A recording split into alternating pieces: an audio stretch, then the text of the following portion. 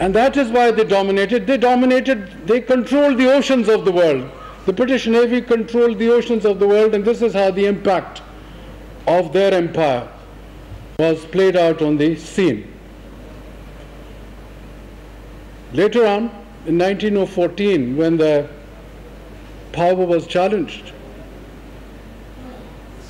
they did win in 1919, and because of the 1.5 million of the then Indians who came along and shared their struggle in the war, they decided through different acts of parliament to bring people on board to administer and govern India. In that struggle, initially, there was two types of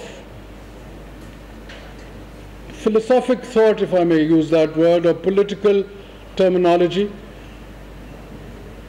One based on that once India gains independence, there will be a unified element which will govern.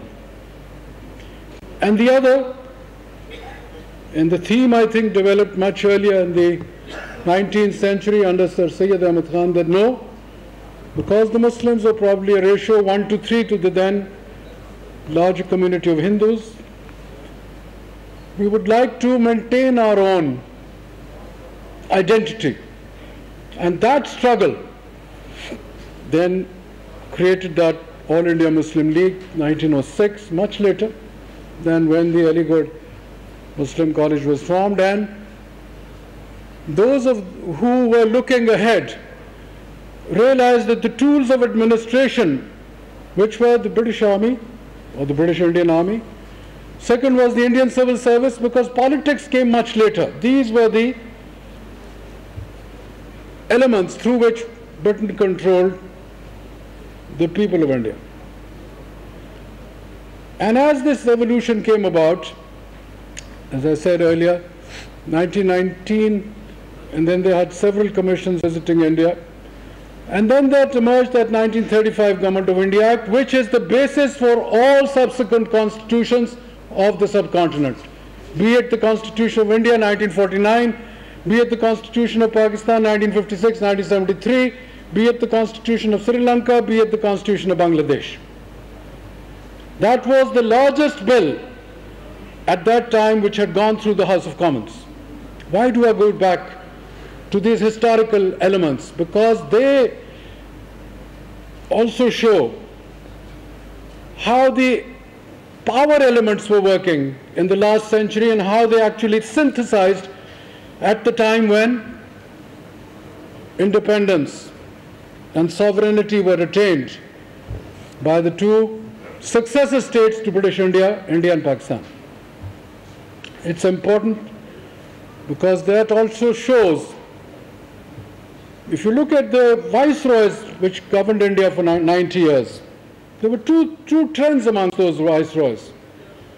One was looking at the Congress point of view, the other was very sympathetic to the All India Muslim League. Curzon was the one who divided Bengal in 1906. He divided Bengal. But such was the political element that came out from the Hindu side, the Congress side, that they forced the subsequent Viceroy Harding to finish off that after 6 years, and Bengal was reunified. How many of us remember that element of history? I raise these issues because it goes much further, that mindset, the way the people were thinking at that time, that they were already thinking that once the British leave, what will happen to the subcontinent? Most of us don't look at that. We just look at today and a little bit tomorrow and maybe a little bit in the past. But this kind of governance, administration, because India was not always totally, the British were very clever and formed their own point of view sitting in London. They administered through literally a few thousand people. They were governing 400 million people. And why? How did they manage that? They managed it because they evolved systems. where their own people were extremely accountable to Whitehall and Westminster. Not at all accountable to the people here. But they felt that in administering and governing the subcontinent, they were able to maintain what they, in their thought, they were total colonialists, they were total imperialists. But they also wanted some kind of a balance amongst the communities they governed. And I said, Lord Curzon and others realized, some of the viceroys, that the Muslims, with their great past of being emperors, of being rulers of India, had a kind of a latent element in their psyche, in their minds, which will at certain times revive itself. And it did revive itself. Initially, the India Muslim League, even the Qaid was a member of the Congress to start with. He then became a member of both parties and ultimately was totally disillusioned once Mahatma Gandhi came on board in the Congress. But that very element, which brought about that kind of a long-term perspective, looked at the whole scenario differently. The struggle went on. And under the 1935 Government of India, at the first elections, at the provincial levels were held in 37, 11 provinces. 7 of them went to Congress. And then came the real change in the psyche of the Musliman. What was the psyche? That the Congress in those provinces where they became governors were not willing to allow the Muslims to share any kind of power. 1940 was the result of the Minto Park Lahore resolution, now called the Pakistan resolution, which stated in emphatic terms the Muslim majority areas will become the state of Pakistan, or states of Pakistan were the words actually used. That was the basis, the raison d'etre, the Grundnorm, as the Germans call it, of the state of Pakistan. And what transpired after that?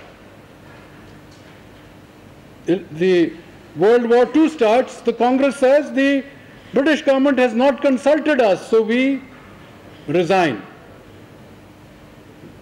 Quaid-e-Azam, the Honorable M.A. Jinnah, decided in his wisdom, no, we will be part of the government. And that sustained us in a manner where some of our people got to know what the methodology of governance was. We became part and parcel of the architecture of governance and administration of India at that time. When the 46 elections took place to the Constituent Assembly of India, followed by the provincial elections, the Muslim League emerged as the real representatives of the Muslims of India. In the Punjab alone, out of 90 seats reserved for the Muslims, out of 190, the Punjab, the old Punjab, 190 with the seats, 90 were reserved for Muslims, 79 seats went to the All India Muslim League. That was where the real paradigm shift took place. In Sindh, the Muslim League won. Frontier was a different story. Subsequently, through a referendum, Sylhet and Frontier became part of Pakistan. Bengal, of course, was in the lead. And that was the basis of the creation of the state of Pakistan. The 580-odd princely states, which were not part of the British India, directly but indirectly. As I said, the British were very clever. They governed, they didn't want to spend money, they used to extract resources out of India. India and China, 200 years ago, used to generate 40% of the world's GDP before the colonialists came into our regions. 40% of the GDP of the world was generated. How many of you know that? I didn't know it till I started looking at things a little more intricately. And then, when partition took place, China and India were only generating 7% of the GDP. So over a period of 200 years, that is the kind of resource they extracted out of our systems. And now when China has re-emerged as the second superpower of the world with $14 trillion economy, with America 22 trillion, and India is now at 3 trillion, Pakistan is 0.3 trillion, the reversal has started. Because we are self-governing. We are looking at our own interests. More importantly, how does this thing reflect on the problem today? It has a direct impact on the way what has happened in Kashmir. When the British were transferring power, tragically for our part of the country, they were not fair. They were not neutral. Why would you say that? Because the basis, Congress was not agreeing to it. They very reluctantly, when the cabinet mission plan came, 46, ABC, the Muslim League immediately agreed. Congress said, no, we have reservations. Then the Honorable M.A. Jinnah said, okay, we also then don't want it. And what happened? Then the transfer plan came. A new viceroy brought only for 50 days. Tawayval, who was much more sympathetic to the All India Muslim League, was removed, and in came Lord Louis Mountbatten, a member of the then royal family. What did he do?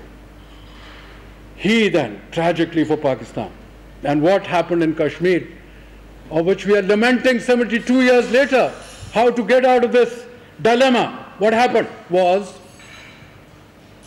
that the basis of partition was Muslim majority areas. Bengal came straight to us, Punjab came straight to us, Sindh came select, and the then NWFP had to go through a referendum which said we go with Pakistan. And then the partition plan, July 4th, I think June 4th, 1947. What was the plan? Mr. Ratcliffe was imported, a judge who'd never been to the subcontinent, assisted by a commission. And what happened in that boundary plan? That laid the basis of the, if I may use the word, the cancer, which was that Gurdaspur, 53% of the Muslim majority given to India. Under what dispensation? Firozpur, 52, 53, 54% gave away a water headquarters to India. Pani and contiguity is today what the dilemma we face today. I'm sorry to have taken up your time, but बहुत कम लोग ये बातें करते हैं जो मैंने आज कर रहा हूँ. हम आज की सिर्फ बात करते हैं और ये कश्मीर के कल क्या स्टेटमेंट थी, यूएन में क्या हो रहा है, फलां क्या हो रहा है, बुनियाद हमारी जो थी वहाँ से ख़राब हुई और मैंने इसलिए पिछले 100 साल की बात की है. माजरत से डॉक्टर साहब, I take up your time. और I feel I'm one of those. I've gone through. I'm not a student of, like you are perhaps, of these things, but I read a lot to keep myself informed.